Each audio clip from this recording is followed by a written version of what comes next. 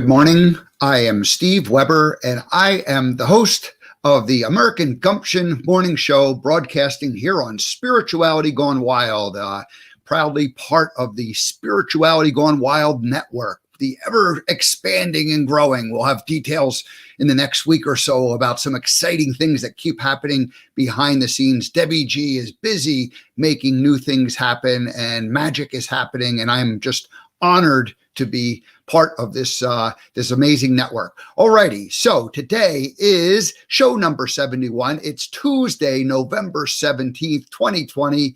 And I'm going to do a abbreviated show this morning. I'll probably be about 25, 30 minutes. I'm not 100% sure. We have Brandon Schaefer coming up, who will be doing his simple motivation on Tuesday. So that'll happen in just a couple minutes from now. And you know, and then, like I said, I'll get into my monologue. We don't have a guest today, but that's okay. Well, I got a special monologue prepared, and it's about a job that I had that taught me how to be in the present, how to be in the present moment. I was forced to learn to be in the present moment. Actually wasn't forced. I just realized that if I was going to make it work, that's what I had to do. So, and I did, and it was a lot of fun. So I got to kind of tell that story and why being present is so important. So that'll come up right after Brandon visits with us. Now, let me share with you what's happening in the rest of this week, and a little tease about next week, Thanksgiving week already. My goodness. So tomorrow, Wednesday, Nikki Roscoe returns to the American Gumption show. She's done a couple of different shows on crystals and Reiki, and this time we're going to get into a meditation. And so we'll talk about the practice and the art of meditating, and then she will actually do a meditation. So that will happen tomorrow. On Thursday, friend, someone I met 4 or 5 years ago, Jody Orgel Brown, and she is the author of the book, The Sun Still Shines. The Sun Still Shines. She has a couple other books, but she is really somebody who has had to have a lot of internal personal courage and to face a challenge, a physical and really an emotional challenge, and overcome it. And so she has a very inspirational story, and that will be on Thursday. And then Friday, Kristen Osley returns, our own Kristen O, one of the newest hosts here on Spirituality Gone Wild. She has her Monday night show, and we'll dive deeper into the concept of spirituality and her direct connection to source. So in my monologue yesterday, I talked about, well, I didn't talk about it. It was actually last Wednesday. I talked about it, where Spirituality Gone Wild has a couple of different themes, and one of them is that there are certain people who have a direct open line connection to the universe, to the quantum field, to source energy, and you know, they bring that special gift. And so she's going to bring that gift and share that with us on this coming Friday. Next week, I have guests lined up for Tuesday, Wednesday, and Friday. I'll tell you who they are at the end of this broadcast. But for now, we'll just say that it's Thanksgiving week, but we are going to go ahead and hit it hard for Thanksgiving week. All righty. So today is Tuesday, and we all know what that means.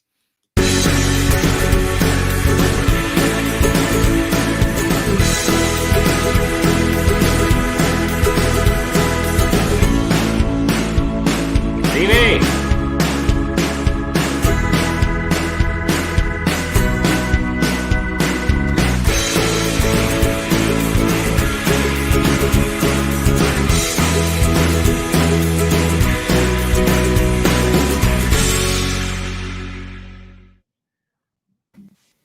Brandon Schaefer is in the house. What's going on, Steve? What's happening, my brother? I heard quantum physics or quantum reach, and I was like, I am in the right place. What was that word you just used? You were talking about quantum universe or something? The quantum field. The quantum field. Listen, I am in the quantum field right now as we speak. Excellent. What I want to share about today is really, and I talk about this because I think persistence wears down resistance, right? So we need to hear the same message in different tones by different people several different times before it actually sinks into our head. But what I'm talking about is keeping the foot on the gas. Like who is keeping you accountable? Are you keeping yourself accountable? Are you keeping your 5 closest friends to keep you accountable? What are you doing to keep applying pressure and keep achieving those goals that you set for yourself? The daily goals, the long-term goals, the monthly goals, the quarterly goals, the semi-annual goals. What are you doing? Right? Are these goals tangible? At the end of the day, can you go back and look and say, hey, listen, I got closer to this. And one thing I always ask myself is, am I moving closer to my goal with this activity, or am I moving further away? Right? You have to ask yourself that. Which way are you going? Are you supposed to be heading north, but unfortunately you're heading south? If so, that's the wrong direction.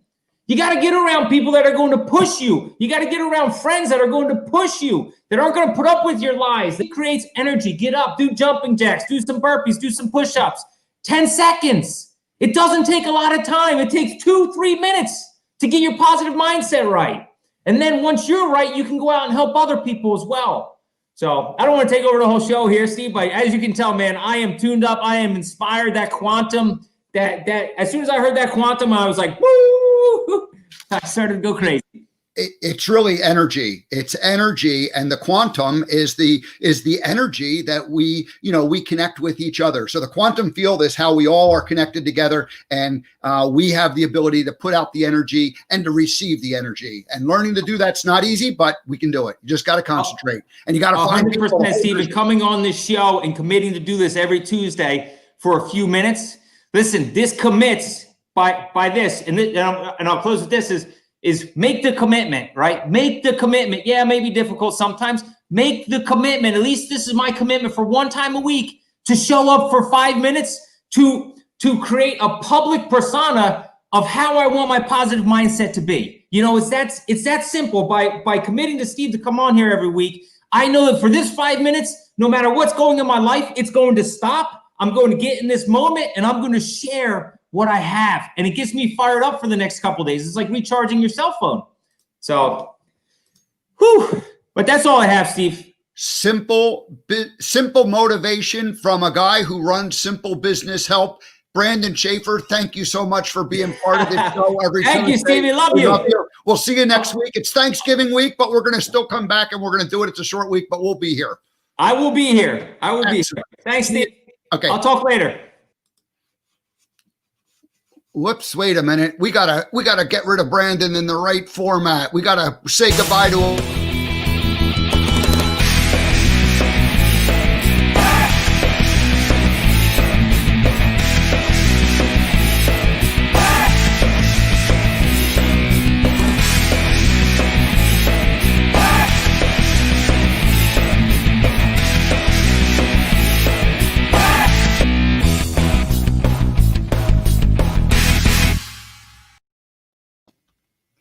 Thank you, Brandon, for coming on each and every week. We really appreciate that. It helps keep me going on Tuesdays. I love it. And if you need some help with your business, Simple Business Help is what Brandon and his team do, and they take your technology, whether it's Google Suite, your email system, connecting to your automation email marketer, or if you're using your website, whatever you need in terms of technology and connecting those different pieces of technology. That's what Simple Business Help does. They've got a whole list of basic services that they provide with prices on it. It's real reasonable. If you need any help, go to simplebusinesshelp.com and Brandon and his team will help you out. And that's it.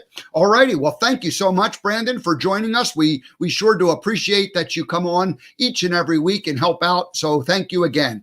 All righty. Now let's go ahead and do a quick shift gears. Thank you, Bettina. Ola, yes, from Seattle. Bettina checking in this morning. Thank you. Okay, what we're going to do now is I'm going to just go launch right into my monologue. And I don't know, this will take about 15 minutes, I expect. But what I'm going to talk about is a job that I had that really required that I be in the present moment. And as a result of that, I ended up learning how to stay in the present moment. And it was really the first time in my life that I really dug down deep and said, oh my gosh, I've got to be in the present moment. Otherwise, this isn't going to work. All other jobs, you had to be there present. You had to be doing it. But a lot of times you could be thinking of daydreaming about things and doing this and that. Well, this particular job didn't allow any time for daydreaming. I had to be 100% focused and present at all times. And that job that I'm talking about is when I was Forrest Gump for the Bubba Gump Shrimp Company. Primarily, my main role was to sit on the bench and interact with people and to create a nice experience for the people who sat down with Forrest Gump. And what I learned is that if I wasn't 100% present, it didn't work. So, what does it mean to be in the present? It's in the moment. And when those people were sitting with me, when that person was sitting with me, I had to be directly, connected to them and listening, actively listening. Of course, I was speaking, I was performing and entertaining, but I was asking them questions. Who are you? What is your name? Where are you from? And of course, whatever they said, I had some kind of a, Gumpism that I'd come back with, but listening and giving that to them, giving my attention, that was the gift that I ended up giving to people. And of course, they gave me the gift of being present with me. They loved the character. They felt, special, some kind of specialness that happened. So anyway, I realized, that as I sat there, if I was to kind of lose my train of thought and start thinking about, what's going to happen next week? I just said, well, it doesn't matter. What was I going to even eat for dinner in a couple of hours? So I started thinking about that. Then I wasn't, being present with that person. I was thinking about something else. And so I had to learn to, catch myself having thoughts about the future and turn them off and return back to the present moment. Same thing, with if I was sitting, thinking about something that happened last week, maybe I'm thinking about some kind of I was out at a store and I had some kind of a, conversation with some salesperson and if I started to think about that and kind of plan some project that I had, then I wasn't being present with that person. Or if I was thinking about maybe a conversation I had with a family member, then I wasn't being present with that person. So, again, I had to catch myself when I was having thoughts of the past and turn those off and return to the present moment. And today, I have a lot more awareness of this kind of conversation and this language. But back then I was just really going, kind of by instinct or kind of by wait a minute, if I'm paying attention to that, it isn't working. And so, that job really, kind of helped me learn to just stay in the present moment. I'm going to say, if I could say it forced me to do it, but nobody forced me. It was really a choice. Now I noticed that if I was fully present with the person, I was having more fun. I also noticed that if I was having more fun, then the person sitting me with was having more fun. And again, this didn't just it wasn't just like a switch that went on. It was sort of like, I had 1,000 interactions a day. And I did it 3 days a week. So I had, several thousand interactions every weekend. And these interactions only lasted, anywhere from, 15 to, 30, maybe 45 seconds long. So they were quick. They were lots of in and out kind of conversations. It was a busy tourist location that I sat at. So people were coming and going and they were lined up. So anyway, but I noticed that if I was having fun, then the other person was having fun. And so, it was okay. Now if the guest wasn't having fun, then what the heck was I doing there? And again, that thought occurred to me, and I thought, gee, if the guest isn't having fun and I'm not having fun, then what am I doing? I mean, I'm collecting a paycheck and I'm wasting time, and I might get fired. I mean, these were the kind of thoughts that I had. I thought, how do I keep this? How do I keep this momentum going? So anyway, it was really just a matter of like survival, I guess, on the first level where I went, oh my gosh, I got to learn how to be in the present moment. But, as I kind of, thought about it, was like, oh, no, fun. And I don't want it to become boring for me, because then ultimately boring becomes like a drudgery. And, and again, I would have never lasted. I mean, I would have been fired. It wouldn't have worked. People wouldn't have been having fun. People wouldn't have continued to come around, and the shrimp restaurant wouldn't have paid me any longer. So anyway, once that light bulb went on and I was like, oh my gosh, I got to have fun with this thing. I was like, well, how do I stay in that moment? How do I show up and be in the moment from the moment I, walk out and sit on the bench until the time that I get up and leave?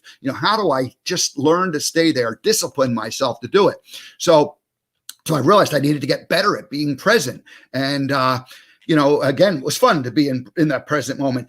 I had moments of pure joy as a result of this, where something would happen and it was unpredictable. And it would just be kind of over the top with like funny joy, laughter. Somebody said something, I said something, they said something back, and the person with me loved it. I loved it, and the people all standing around, they loved it. So there was all these, like, those moments were kind of rare. They only happened like maybe once or twice a day, or maybe not even quite that often. But when they happened, I mean, they were like magical moments that happened. And they only happened when I was in the moment. So anyway, how did I do this? How did I get to, well, I realized a couple things. The very first thing was like from a physical point of view, we showed the 4 quadrants the last few days, where, we talked about the physical, the intellectual, the emotional, and the spiritual worlds, the quadrants. So anyway, the physical, it became, that was the first thing. And it's like, I needed to be rested. I needed to show up like rested and ready to go. So I couldn't be out staying up late. I couldn't, I just needed to have a nice sleep. I needed to be nourished. I had to eat. I kind of developed a routine where I would wake up on the days that I was working. I'd have a nice breakfast. It wasn't something real heavy, but it was like something substantial to get myself going. And then I would have like a peanut butter and jelly sandwich that I'd take with me, and a handful of carrots, baby carrots, and and I had some water, a water bottle, and I would, as I drove to either Monterey or San Francisco, I'd end up, eating the sandwich kind of right before I got there, so that it like had the most effect on me. Like as I was getting close, I'd eat the sandwich, I'd eat the carrots. So I ended up with like kind of like re-nourishing myself, like within the hour of going out there, to work and perform with people. And then I also know I needed to keep myself well hydrated. And so water was critical. I'd get a big glass of water, take it out with me, and I'd get it refilled 2 or 3 times during the day, just because I wanted to always, for my voice, it was good to keep going, soothe my, I was talking the whole time. And so soothing my vocal cords, but also just keeping my whole body nice and hydrated. So the rest and the nourishment, the food, and the hydration were from a physical point of view. Those were the critical things that I had to, that was like the first thing that, I realized that, gee, if I don't eat properly before I get there, it ain't going to happen. So, and I couldn't get there and, start eating a meal and, blah, blah, blah. It just didn't work. I had to have it all done in advance. All righty. Then the mental, over the years, especially those first few years, I would like go through and prepare and study in terms of how to be the character. And then, and that was like at the very, very beginning, how to be the character. But then as that part became easier, how to interact with people. And when I would be driving home, I would always think about certain interactions, and I would think about 2 different types of interactions. Ones that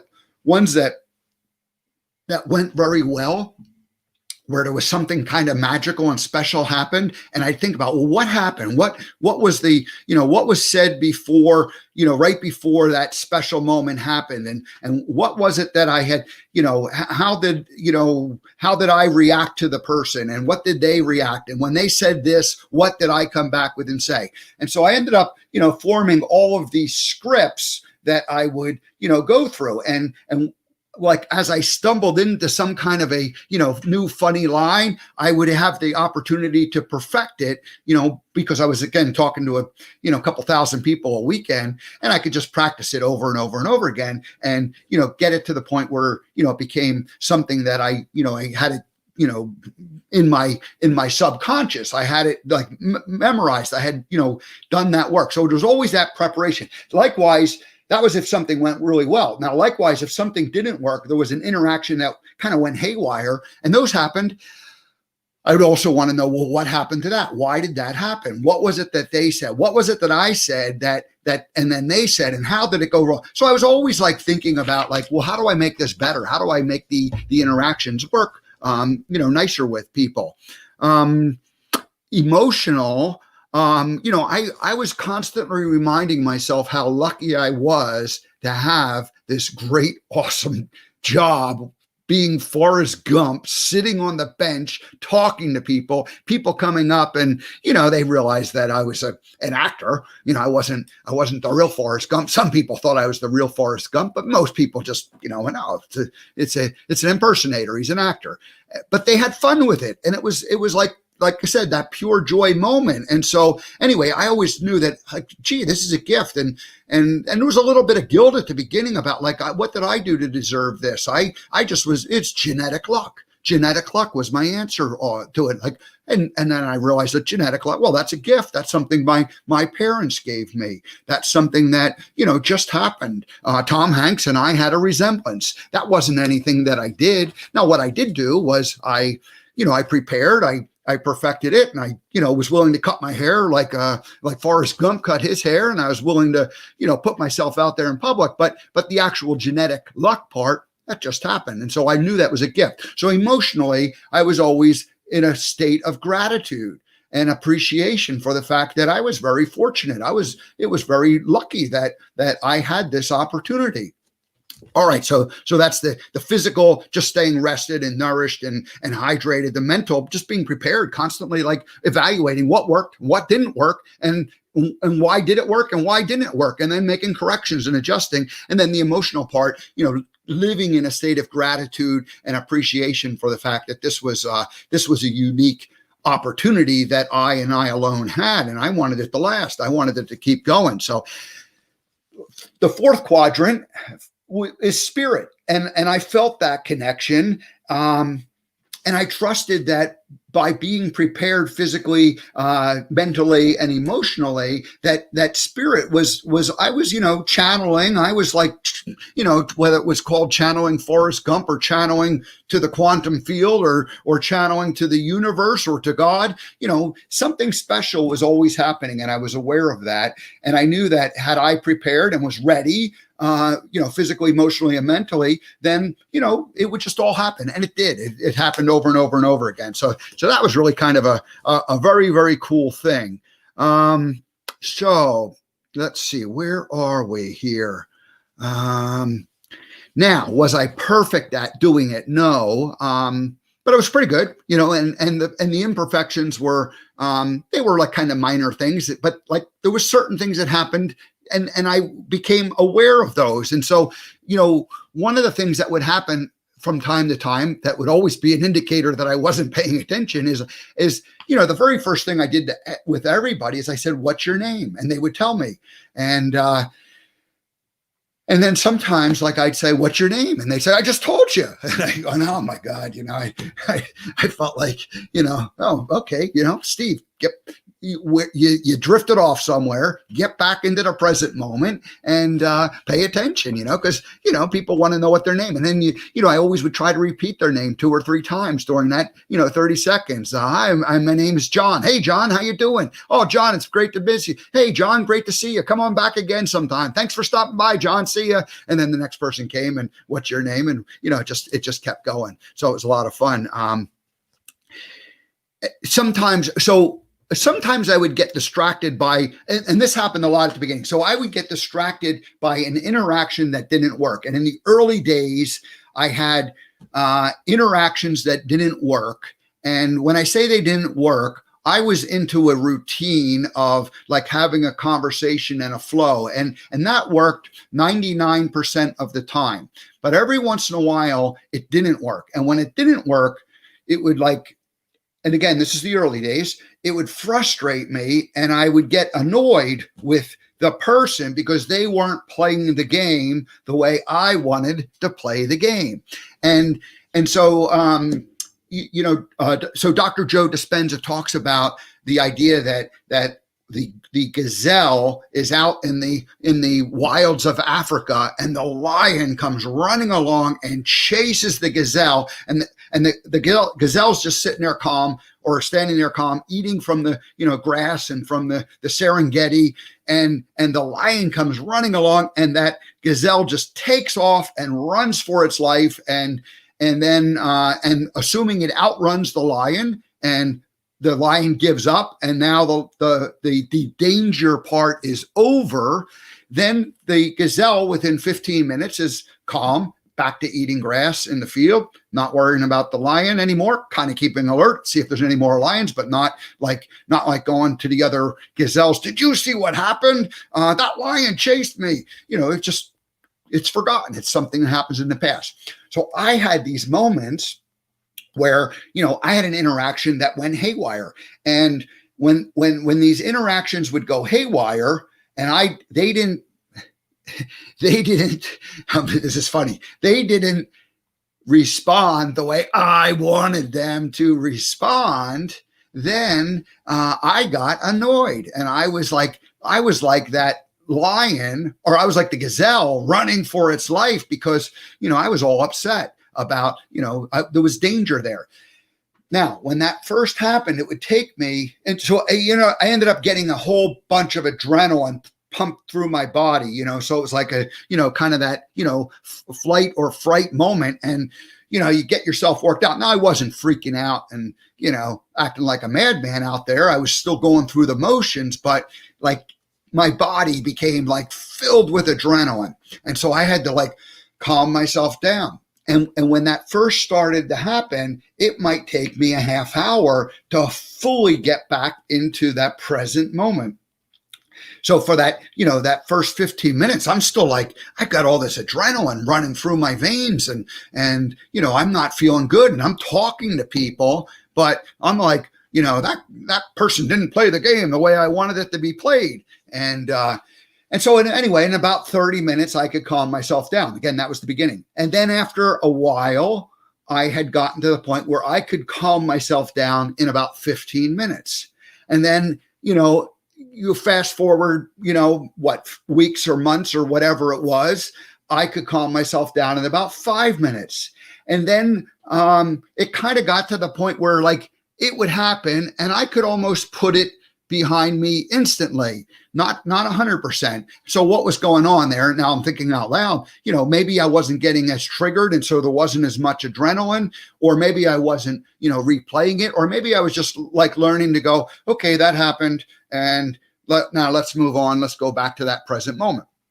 So this was really kind of something that I sort of realized was happening at the time. It wasn't, it was happening on a subconscious level, or I think more than a conscious level, because again, I didn't have the same tools to talk about those things then, that I do now. I can look back on it, and, I can look back and go, oh, this is what was going on.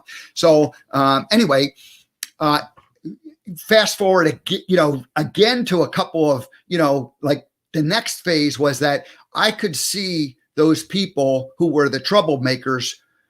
And I shouldn't even use that term. The people who wanted to, let's do it this way. I could see people who wanted to play the game differently than I wanted to play it, and I could kind of spot them a mile away, and I could adjust myself so that I could just play the game the way they wanted to play. And so we never ended up having those crazy moments. So I was really learning how to be in the moment, because my previous in the moment was just sort of an entertaining thing, and now my new in the moment was to be able to interact with people who wanted to play differently than maybe I wanted to play. So I was like learning how to play differently all the time with new people. So that was a pretty cool thing that happened.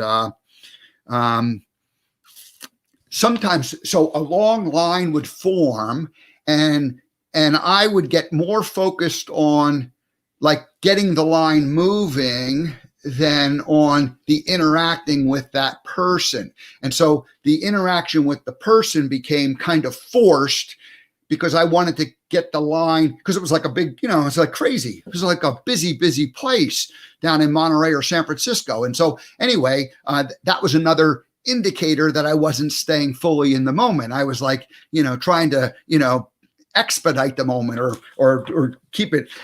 In the end, moving to another idea, in the end, you know, when I started in 1996, there was no cell phones.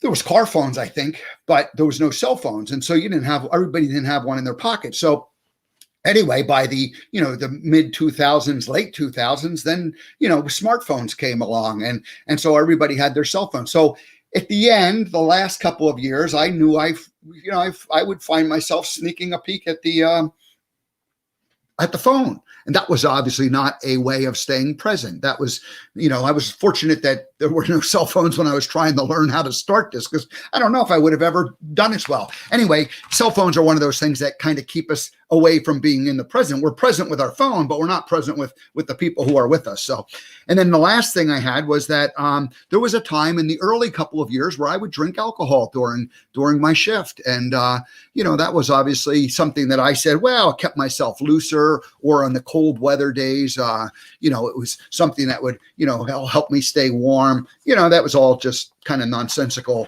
excuses that I made up for pure, or for bad behavior, or for bad habits and bad, you know, sloppy thinking. And so fortunately I gave that all up. You know, I've not had, I've been alcohol free for 4 years. And so anyway, and the part of doing that lasted again at the beginning couple of years, but not necessarily at the, you know, I realized somewhere along the line that was not healthy for that. Alrighty, now, focus, concentration, pushing out thoughts of the past or the future, always bringing yourself back to the present. Today, I understand that as consciousness. So, you know, when we catch ourselves with, you know, where we're focusing on the future, or we catch ourselves where we're, you know, repeating something from the past. Oh, why did I do that? You stupid dummy. Why did you do this or that? Those are not necessarily very healthy things. Now, you know, yes, you need to learn from your mistakes, but if you're just going to keep beating yourself up, that's not healthy. So anyway, I now understand this is consciousness. This is like what it means to be, you know, in the present moment.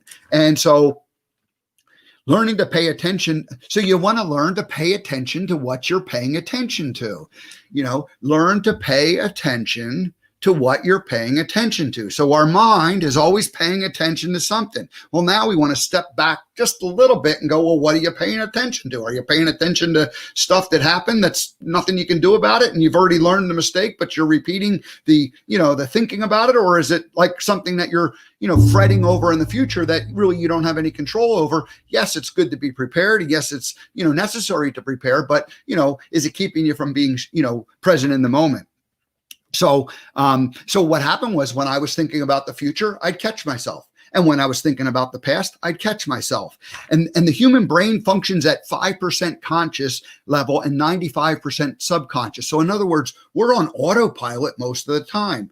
So the way to make changes is to become conscious of or become aware of the things that we're paying attention to. So pay attention to the stuff you're paying attention to. And then you can begin to, you know, reprogram the subconscious mind. And that's what I ended up doing in many cases. So like when I was directing traffic, when I got caught in that moment where now I'm paying more attention to that line and keeping the line moving than the interacting with the people who were, you know, sitting with me on the bench. I was not giving them the gift of attention, because my attention was somewhere else. Well, I kind of learned how to do that, to pay attention to the line in the subconscious mind, and direct traffic in the subconscious mind. And that only happened by experience and by retraining it. So you were aware of that, but that was like sort of working on autopilot. In the subconscious, we don't need to think about digesting our food.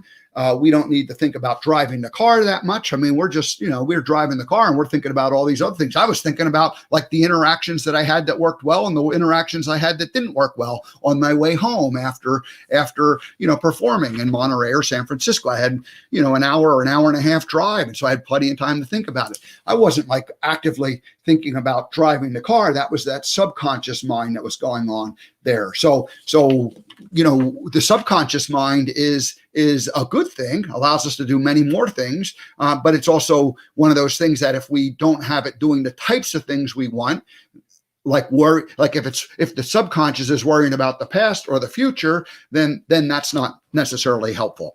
All righty. So today, let's go come up. How are we doing on time? Oh, 37. My gosh, I'm bobbing. All righty. I got probably about 5 or 10 more minutes to go here. So now I've been doing the show. Today's show number 71, and every day at 10 o'clock from 10 to 11, I go live, and I need to be ready to. I need to be ready to go, and so I have to be present during this time. So from 10 to 11, I'm not thinking about the past or I'm not thinking about the future. I'm just concerned with, what is the monologue that I'm sharing for today? Who is the guest that's coming on? And, and then, what is the conversation I'm having with the guest? Not even worried about it. I know who the guest coming on is. So I'm worried about what's my monologue's going to be, and then making sure that the guests get brought in properly and making sure that we have the conversation. Now, in preparation for that, a lot of things have had to happen. So I have to arrange, when I'm not, doing the show from 10 to 11, I'm arranging guests, preparing for the interview, understanding who the guest is, preparing my monologue, scheduling my show, promoting the show on social media, and all these things, have to happen at another time in order for me to show up, right here from 10 to 11. All right, that's cool. Everybody gets that. So then the question I ask myself is, am I doing those other things in the moment? Like, this is in the moment. Okay, I got that. But what about like when I'm busy during the day, reaching out to people, scheduling interviews, doing some kind of a pre-interview with them? Those are the kind of things that all happen, and I need to be. Am I being present in the moment when those things are happening? And of course, that's the goal, and that's what we want to do. So, all right. So then the question really is about, what about you? How are you when you're at work?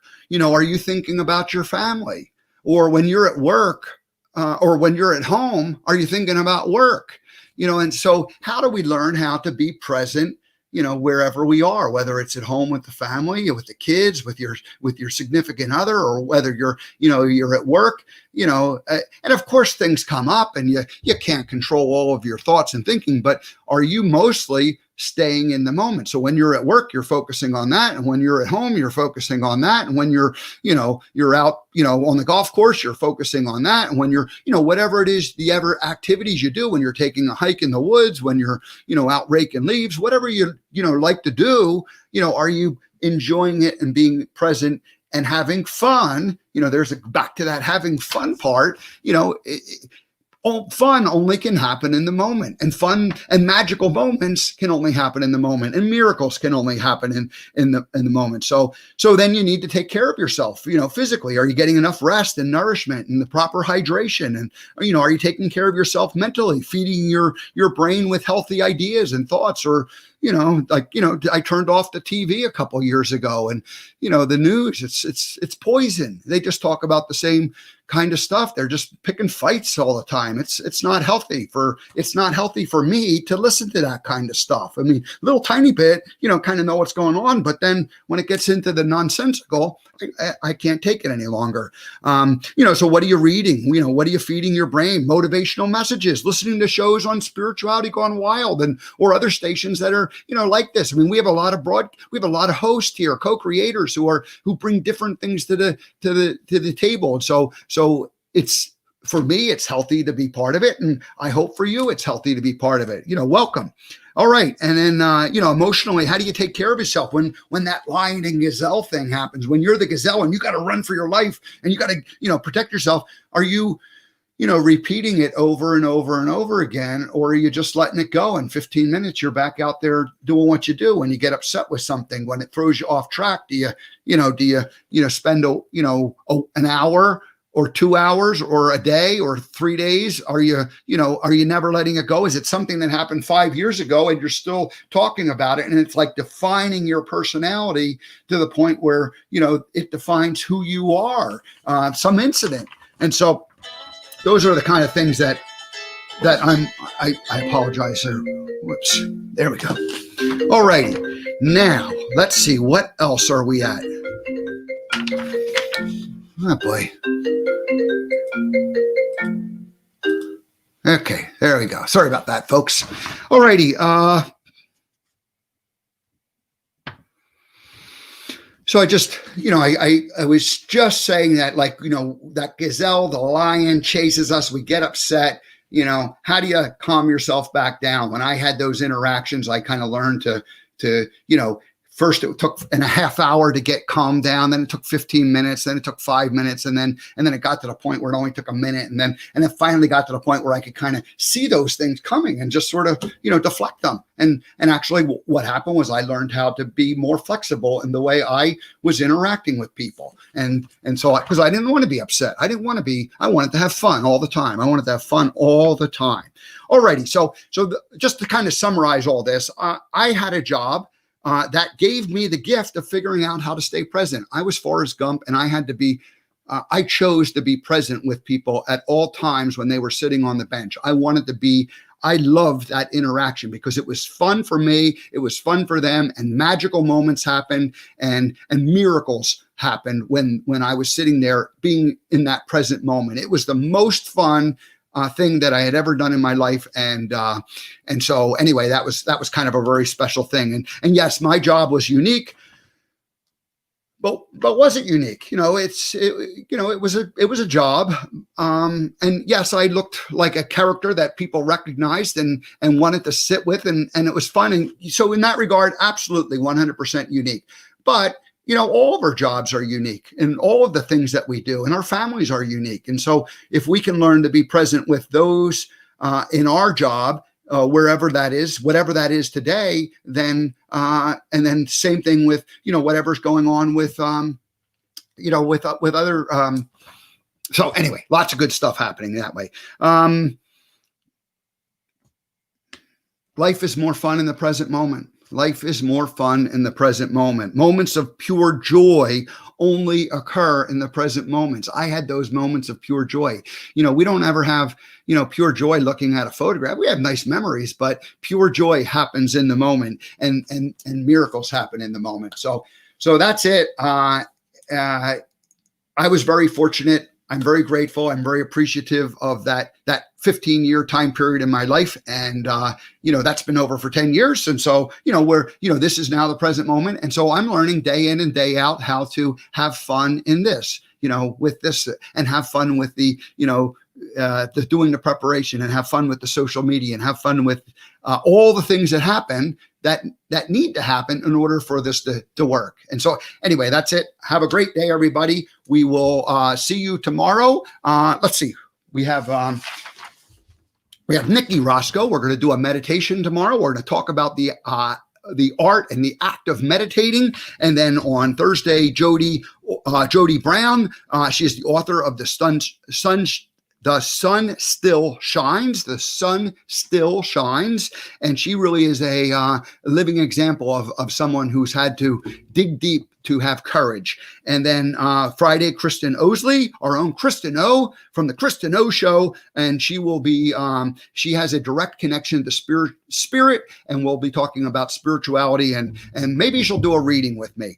And then 3 guests lined up next week, Tuesday, Wednesday, and Friday. Plan to go live Monday. Maybe I'll even do a show on Thanksgiving life's like a box of chocolates. You never know. Maybe Thanksgiving will be a day that I do a show here. So anyway, gosh, I talked for 45 minutes. Anyway, I learned something today in terms of how long I had planned to talk and versus how long I did. So 25 minutes was an underestimate that way. So I will make an adjustment as I figure these things out going forward. All right, everybody, have a great rest of your Tuesday. We will see you tomorrow morning.